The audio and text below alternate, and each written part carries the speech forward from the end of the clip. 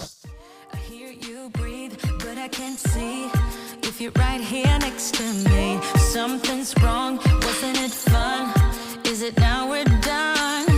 You get dressed, I look a mess, and you tell me to confess, and you tell me to confess. Oh,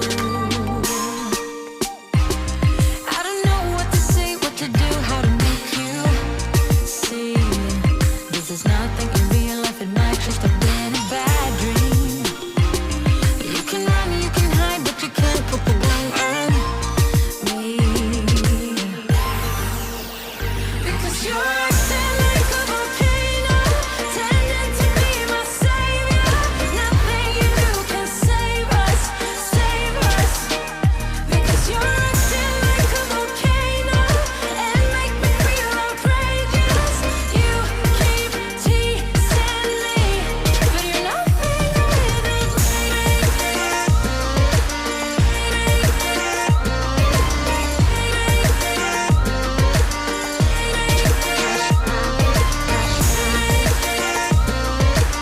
어제 넌펌페이로 이 발표가 됐는데 예상치보다 적은 11만 4천 일자리가 발표가 됐습니다. 그래서 어제 금리가 급락을 하는 등 나스닥 중심으로 해서 주가가 심하게 하락했습니다. 인텔과 샤브론, 아마존과 같은 기업들의 실망스러운 실적과 그 다음에 고용, 넌펌페이로 고용에 대한 예상치하고 보다 저조한 건들 때문에 어제 뉴욕 증시가 하락을 했다. 어제 10년물 금리가 이 시각 발표, 넌펌페이롤 발표 이후에 이렇게 급락을 하는 이런 상황이 연출이 됐고, 이게 의미가 있는 게 지금 10년물이 3.792%, 3.8%를 하락 이탈한 그런 상황이거든요. 언뜻 보면 지켜져야 할 3.8%를 하향 이탈하면서 추가적으로 10년물 금리가 아래로 하락할 수 있다라는 이런 의미고요. 10년물이 이제 경기 상황을 예측을 한다면 추가적으로 경기가 급속히 냉각되고 있다라는 반증이기도 합니다. 미국 국채 가격이, 채권 가격은 이제 급등을 하고, 계속, 그 다음에, 상대적으로 일본은, 지금 금리를, 지난번에 0.25% 금리 인상을 했죠. 상대적인 금리 차이 해소에 따라서 일본 엔화는 또 급등을 이어가는 그런 상황입니다. 동일한 시간에 일본 엔화가 지금 146엔대로 주저앉았고, 이러면서 일본 그 엔화 강세는 추세적이다 이렇게 볼 수밖에 없는 그런 상황이고요. 엔화 강세가 독이 되는 것일까? 니케이 지수가 어제 우리보다 심한 5.73% 하락을 해서 35,917을 어제 기록을 했습니다. 엔화 강세가 일본 경제, 특히 일본 수출 기업들에 있어서 독이 된다고 판단을 한 걸까요? 아베가 지속적으로 양적 완화를 통해서 그토록 강조해왔던 엔화의 약세 기조 유지가 최근 들어서 허물어졌고, 이대로 엔화 강세가 된다면 과연 일본이 성장의 축으로 여겼던 수출 산업들이 추가 상승, 성장이 가능할까? 여기에 대한 투자자들의 회의적인 시각이 일본 니케이를 급락시킨 그러한 결과로 이어졌다 이렇게 생각을 합니다. 다시 이 사람의 등장, 트럼프 미디어가 어제도 이론장에서도 7%까지 급등을 했습니다. 지금 나스닥 지수가 망가져서 미국 경기가 우울한 가을을 맞이할 그런 것들을 기대하는 단 한 사람은 아마 트럼프 대통령이겠죠. 그가 재임 이후에 혹시 당선이 되면 그는 아마 그 이후에 강력한 로켓 캔들을 만들기를 원할 겁니다.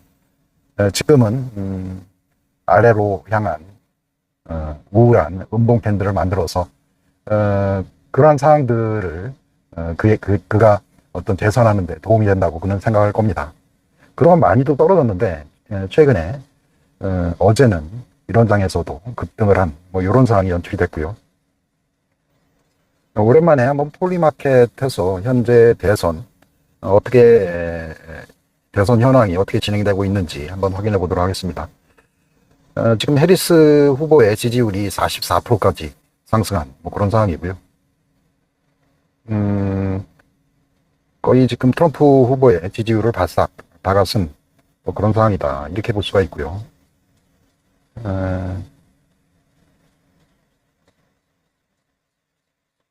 지금 스윙 스테이트에서도 이렇게 보면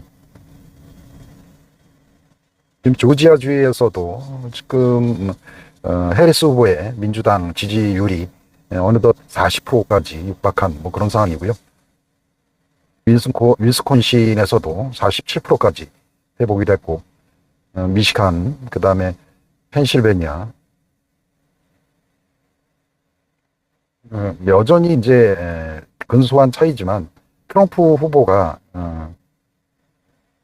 스윙 스테이트에서는 격차의 차이는 좀 어느 정도 해소가 됐지만 여전히 트럼프 후보가 우세한 걸로 아직은 그렇게 나와 있습니다.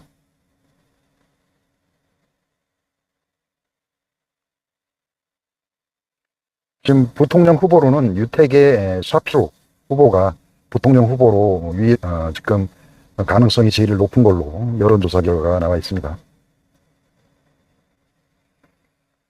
전 섹터가 거의 뭐 빨간색, 그러니까 우리나라하고는 다르게 빨간색 이쪽에서는 이제 음봉 캔들을 이야기를 하는 거고요. 소비 섹터만 일부 강세를 보인 뭐 이런 상황입니다. 필수 소비재 계통이 이렇게 상승을 많이 한다는 그런 이야기는 아무래도 시장이 경기 침체에 대한 우려를 지금 시장이 반영을 하고 있다, 이렇게 볼 수가 있고요. 엔비디아 과연 $100는 지켜지고 있나? 어제도 이제 $102까지 가고 아래 꼬리를 달면서 종가로는 $107를 회복을 했습니다. 이게 이제 나스닥의 하락이 뭐 언제 멈출지 그거는 확신할 수 없지만, 하여간 엔비디아는 일단은 뭐 $100는 사수될 수 있으리라 뭐 이렇게 생각을 하고요. 아직까지는 $100 인근에 오면 뭐 분할 매수가 좀 가능하다, 이렇게 볼 수가 있고요. 여기 단기적으로 $100에서 $110까지 $100를 사수하기 위한 콜숏 간의 싸움이 치열하게 전방될 그런 상황 같아요. 어제 테슬라 차이나의 차량 인도량 증가에 뭐 긍정적인 뉴스가 있었는데, 그럼에도 불구하고 테슬라는 어제 하락을 했습니다. $210를 지키지 못하고 하락을 했는데,